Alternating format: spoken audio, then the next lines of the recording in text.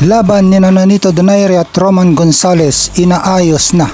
Ayon kay Filipino Flash legend at future Hall of Famer Nonito Donaire na nakikipag-usap na sila kina Roman Chocolatito Gonzalez sa kanilang bakbakan na posibleng maganap ngayong December. Todo pag-aanda na ang ginagawa ni Donaire.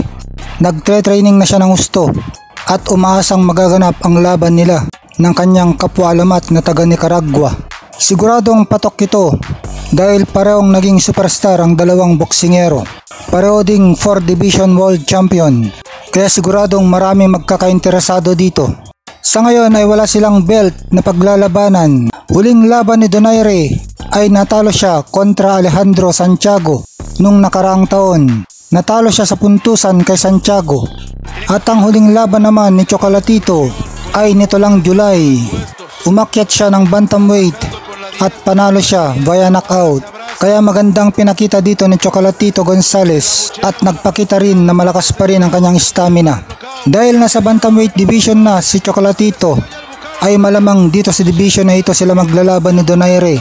41 years old na si Donaire na kilala sa kanyang killer left hook.